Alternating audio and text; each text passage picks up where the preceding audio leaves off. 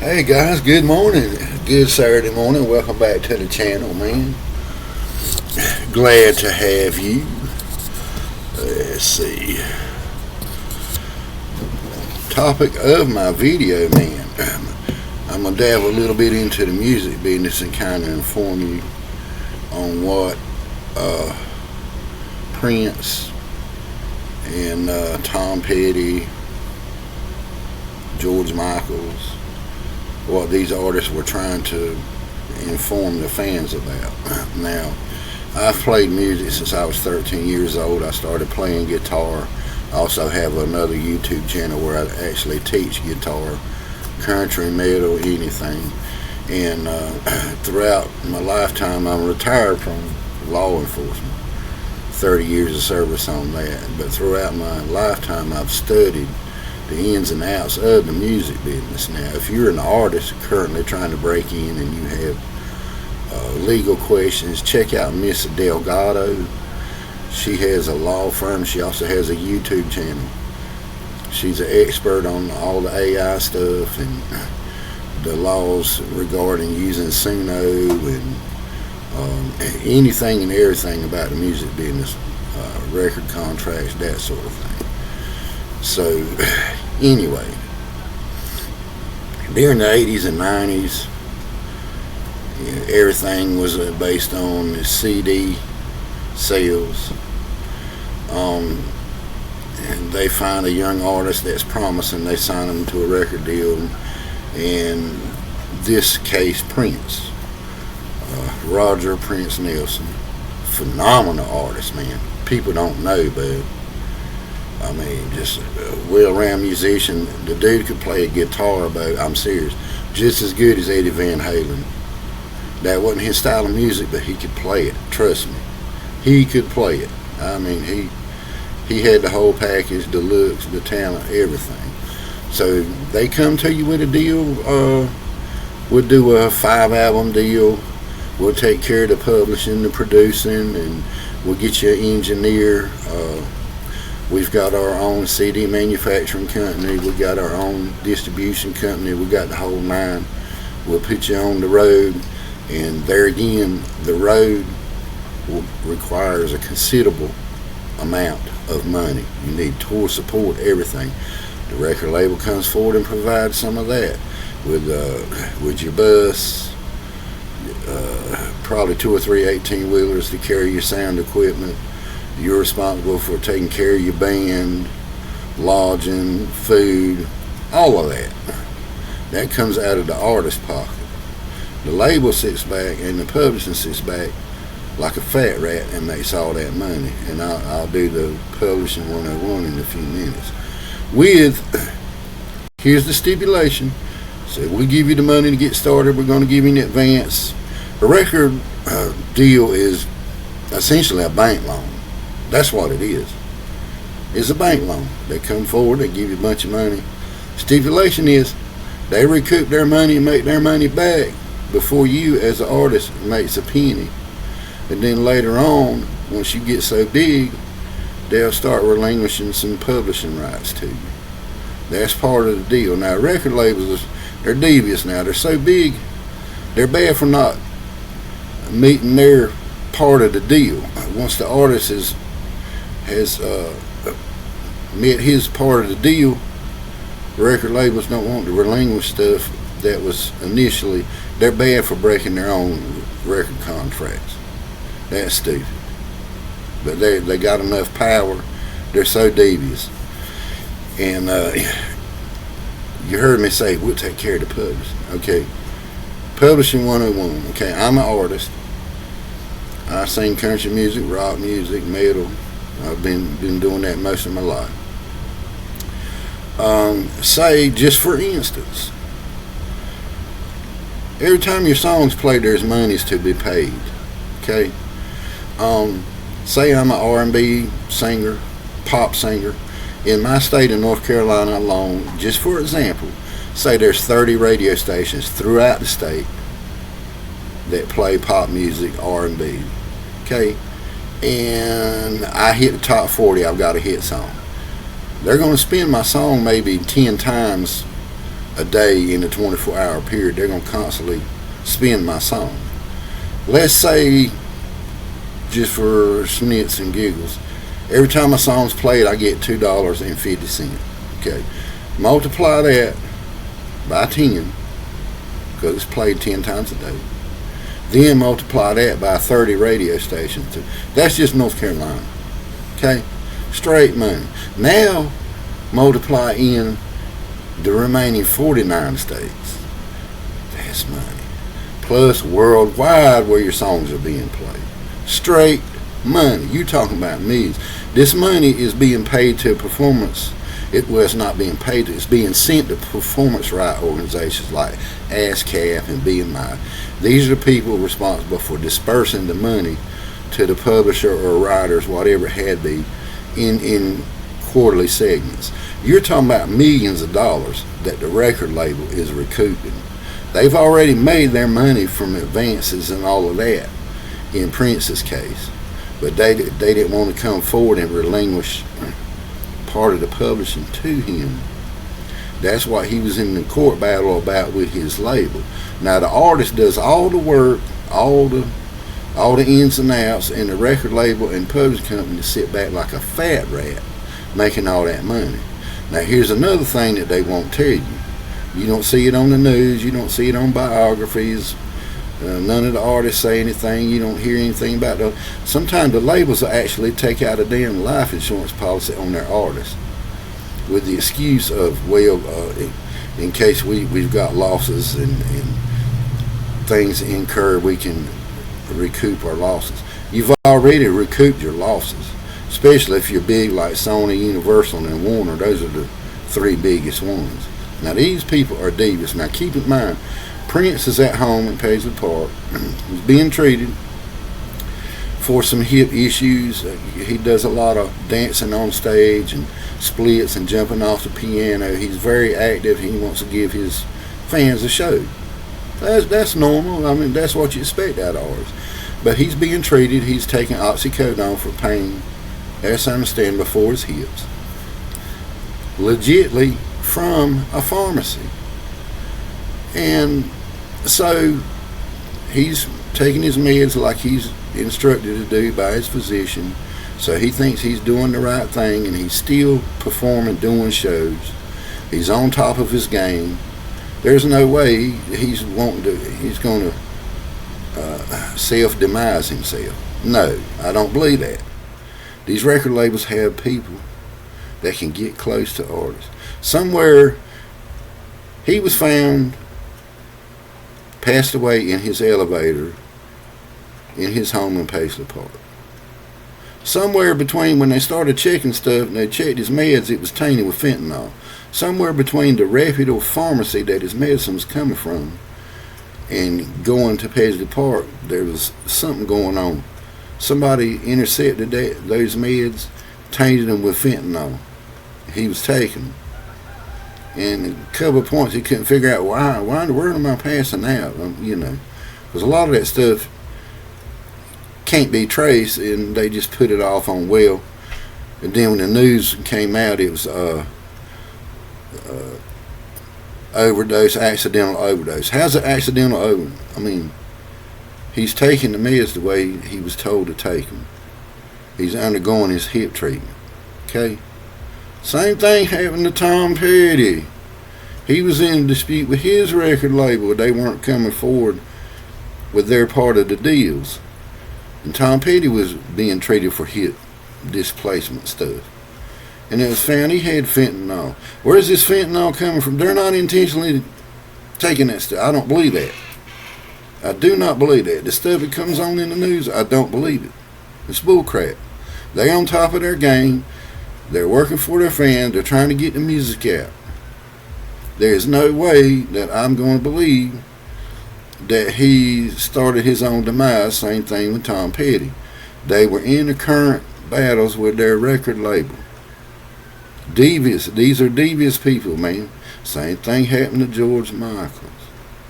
He was in a current dispute. They weren't coming forward with their part of the publishing like they were supposed to. They're sitting back like fat rats. Now this is back in the 80s and 90s. This is how they operated, because you don't have, nowadays we got the streaming services. Spotify, iHeartRadio, and iTunes. I got my music on all that. That's still highway robbery, because you don't make no money from that. The record labels have found a way to scoop that up too. So I feel as though the same thing happened to Whitney Houston. She goes to, what is it, Las Vegas or LA, California. Anyway, she's going to do an award show. She's going to sing at the award show. She's cleaned herself up. She's on top of her game. She's getting ready. Why would she self-demise herself? She was found in a bathtub, submerged in water, when she knows she's getting ready to play a show for and represent her record label. Why do that? I don't believe it, man. As a former investigator and officer and stuff, and I look in this, I don't believe it, man. I just don't. You're talking about the exploitation, especially a black artist, and there's some white. You got Tom Petty and George Michael. He was found passed away in his home on Christmas Day, allegedly of a heart attack. He was in the current battle with the record label. They got ways of getting to you and making things look like. I don't believe that. I don't believe none of this stuff that we're being told. There's more evil stuff going on. And when I look at Tupac Shakur and Biggie Smalls, what I'm trying to tell you is, I'm not an expert at everything, but put your thinking cap on, okay? These people, they led you to believe that there was a beef from the West Coast and East Coast. A beef. Look, this is an old professional wrestling promotion trick. They make it look like it's a feud. You're out there buying the records up like crazy.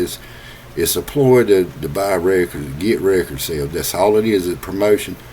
Pitting these two guys together, and behind the scenes they're friends, they talk, but in the public eye they're enemies. It ain't nothing but to make money. It's what I'm trying to tell you. Follow the money trail. When Tupac was in Las Vegas at the Tyson fight and they left to go into a party, he just got in a scramble with somebody, but that could all have been a setup anyway to lead to going down the road, and Cadillac comes up, starts firing shots to hit Tupac. Here's the question that I'm going to ask you as a viewer now. Put your thinking cap on. Who stands to gain financially incredible wealth on the demise of this man, which happened because he passed away a week or two later? Who stood to gain the most financially from the demise of this man? I know who it is, but I'm leaving it up to you to give a think about it, because he was actually in the car with him. Okay. Anyway, I'll let you think about that. Biggie Smalls. Same thing happened to him. Similar event in California. Somebody pulled up side, fired shots. Okay. There's the question again. Who stood to gain an incredible amount of money on the demise of Biggie Smalls? Think about it. That's up to you to decide. I know who it is. I know who I'm thinking about. But I want you to decide. And what I'm trying to say is, man, is follow the money. That's all it's about, is money. Follow the money. There's a current thing going on now. The band Poison, they want to go on the road and do a tour in 2027. But Bret Michaels, who's the lead singer, he's doing his thing with the Bret Michaels band. He's touring around playing Poison music. The rest of the band want to go out and do shows. But Michaels wants more money. Allegedly now. Allegedly he's wanting more of the money. Every member of the band makes that band. I mean, that's the way it is. They make the band. Bret Michaels, C.C. DeVille, Bobby Dahl, and Ricky Rocket. That's Poison to make up the band. That's the band. They want to tour. He don't want to go with them. And he's threatened them, if you get a new lead singer, you're you're disobeying the agreement that we had. But hey, you're doing it. You're going out on the road as yourself playing poison music. But it's all about money, okay? Follow the money trail and you'll understand. But that's what Prince and Tom Petty, Whitney Houston, George Michaels, they were, and Michael Jackson was in cahoots with his record label. Now that's a big one right there. When you have a man that's so big a star, and it gets to a point he hires his own physician to keep an eye on him because he don't trust nobody around him. And that's the thing. You get so big, where I'm talking about follow the money trail. You get so big, the label really don't know what to do with you. They know they got a gold mine. But if they just drop you from the label, they got to spit out millions of dollars right then to you. So they think of ways around it. I mean, think of this. This is what I'm trying to get at. And it's horrible to say, but they do this. You picture the guys in the boardroom saying, you know what? We'd make more money off this artist if they were gone than they are living. Now that's bad to say, but and it's true what they're saying. Because as soon as that artist leaves this world, record sales plummet. Streaming sales plummet. Everybody's racing to the store to gather up all the records. Straight money. Follow the money trail. And they got people in power that can get to you and do things to you. I hate to say that, but it is what it is, man. It is what it is. Once you get to such a point that they can no longer do nothing with you, and you're accumulating all this money, and you're wanting part of your publishing, finally, that's when they stir up all of this stuff. Now, what's the girl's name that sings now, I think? I'm so scared it's going to happen to her if she don't watch it. What's the blonde girl's name? I can't believe I can't think of what her name is. But she's the big time pop singer now. I'm so scared that it's going to happen to her. You know, I was scared at one point in time that Miley Cyrus would get up to that status, and it always happens. Britney Spears, when you get to that certain point, they don't know what to do with you. Taylor Swift, that's who I'm thinking about. I'm so scared she's going to get caught up in crap like that. Then all of a sudden, you know, don't buy all this crap. Artist found such and such, and no foul play, and bull crap. There's going to be foul play somewhere. They just know how to hide it, man. But when you're talking about money, big time money, big time publishing, record deals, the movie industry, all of that stuff, hey, I'm telling you, man, it's like it. And I've tried to make it into the business, but I started my own label, my own publishing, and I'm happy doing my own thing. I don't want none of their damn money. I don't want. I'm just doing it on my own, and I'm happy doing that. But once you delve into it and really look and do a study, you'll find out what these artists were talking about.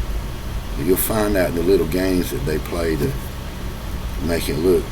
It's all about making money, money, money, money.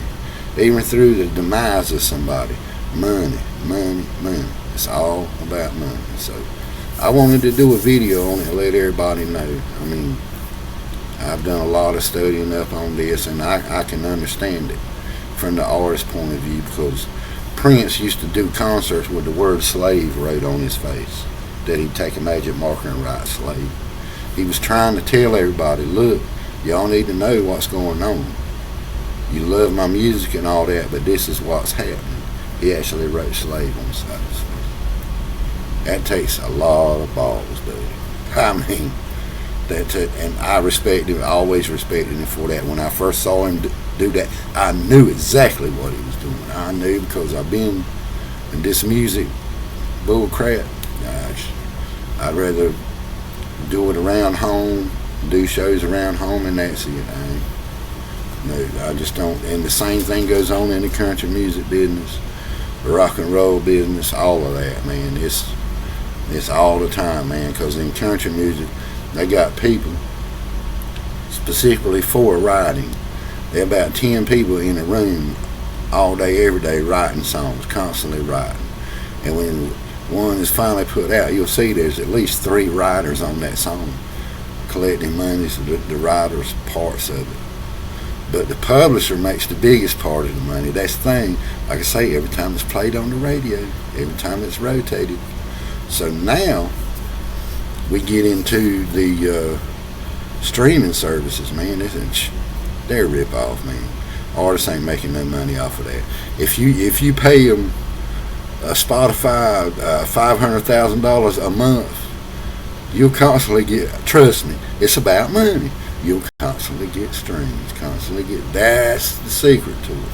They got robots programmed to constantly stream stuff, especially when it comes to Warner, Sony, and Universal. Those music groups, they got robots constantly streaming their artists, man. And they can be the sorriest thing you ever heard in your life, but they constantly streaming. So, if you like what you see and hear, hit like and subscribe and recommend it, man. I love having you on the channel. I'm always talking about different kind of stuff. But hey, man, y'all have a good one, and happy Memorial Day, buddy. Keep it between the ditches, man, and don't take nothing from nobody, and speak your mind. Have a good one, y'all.